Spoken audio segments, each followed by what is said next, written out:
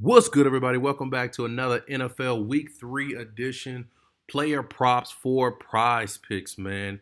As you all know, my name is Vegas Villain. I run this page with my lady, Baddie Bets, where we constantly be able to give out the best plays with the best value possible on every single platform. And if you aren't already, definitely make sure you subscribe to our Dub Club, where, as you can see, we drop the best NBA props, WNBA props, MLB, as well as NFL every single day. And if you aren't already, definitely make sure that you actually give myself a follow over on Twitter. And if you have any questions, definitely make sure you reach out to me or my lady Baddie Best too as well, and make sure that you give her a follow.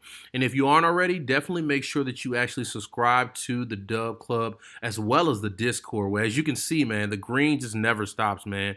We are constantly cashing out everybody. Our Discord members are constantly cashing out, as you can see, man. I mean, just look at all the green right here, man. We constantly are just cashing out, me and my whole team, man. So definitely make sure that you give us a follow over there where you can interact with me as well as my whole team with any questions to be able to cash out on a daily basis. But without further ado, let's hop straight into some of these picks, man. So, week three, man. We got some great matchups on the board, man, for prize picks, and I'm loving a lot of these lines right here, man. There's so many different wide receiver props that I definitely want to look into, but looking into pretty much some of the secondary matchups that I can see some of these wide receivers are matched up with, I already know who I'm going to go with, man. I mean, you seen the thumbnail, man. Absolutely. Going with my boy Jettas over 99.5 receiving yards. One thing that I love about this line right here with Jettas, man, first and foremost, he's just been on an absolute tear. I don't think any secondary can pretty much stop him.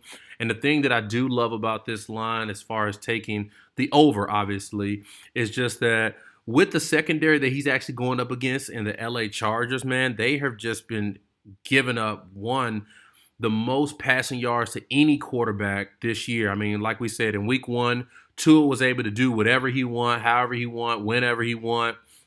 And the same thing can be said even with the Titans, man. I think the thing that I found to be amazing is that even if you look at the box score over here, they obviously lost by 3 points, but this is where you kind of look at some of the receivers and what they were able to do and why it was just a matchup nightmare for the Chargers secondary for whatever reason. Treylon Burks was able to get whatever he want at 76 yards. Chris Moore, 49 yards. DeAndre Hopkins, 40 yards. And once again, these are not even top-level elite receivers. I mean, DeAndre Hopkins still is, but he's kind of lost a step a little bit.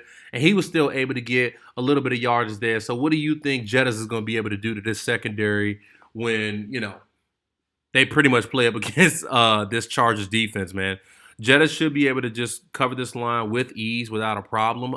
Right now, the spread is about, I want to say at, I think 54.5 or 58.5, if I'm not mistaken.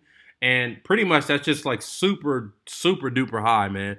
So pretty much the sports books not only expect for this to be a high scoring game, but for both offenses to basically just put up a lot of points, man. So that's the first line that I'm loving, is definitely Justin Jefferson over 99.5 receiving yards, man. I think it's easy. Lock it in for sure. Him and Kirk Cousins will connect. I actually also think he gets his first touchdown this week too as well. So I wouldn't be surprised if Jettas just is all over the field, able to get whatever he wants, whenever he wants. The second play that I'm actually looking at, y'all already know, I told you guys to take it last week. And even though we missed on the Dak Prescott pick, so far for picks on this YouTube channel, we are 3-1, man.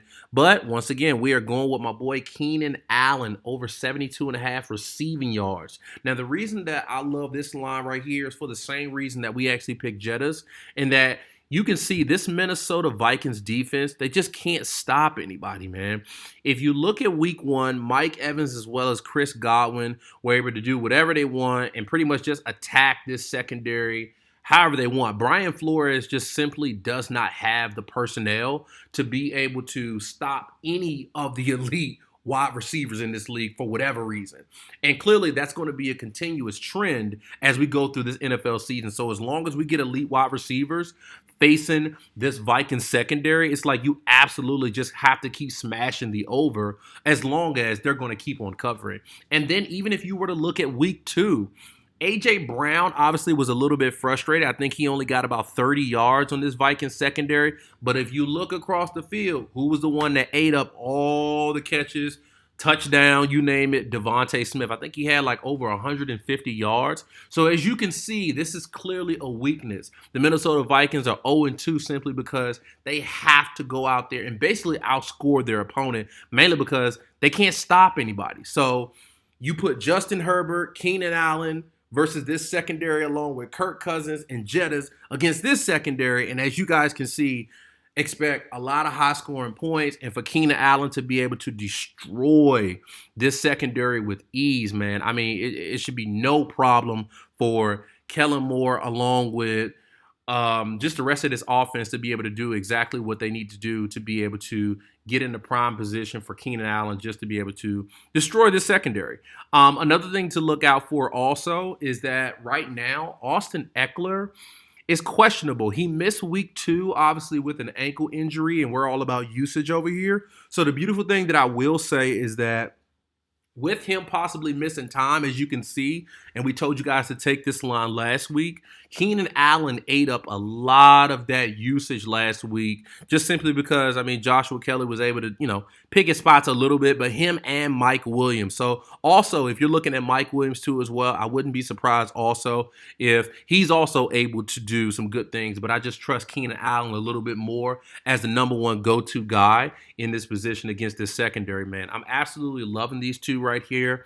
Definitely smash the over for sure. And if you aren't already signed up on all different sports books, no matter what it is, definitely make sure that you use our code Baddies in Vegas, man. As always, man, we definitely are going to cash out this pick right here, man. We appreciate you guys and all the love and support. And definitely make sure that, like I said before, that you subscribe to our Dub Club to get first exclusive access to all the plays that we post on a daily basis, along with our community over here in our Discord too as well, to be able to cash out and enjoy all the good wins with us too as well. So definitely make sure that you check us out over there too as well. Without further ado, man, you already know what time it is, man. Let's cash out.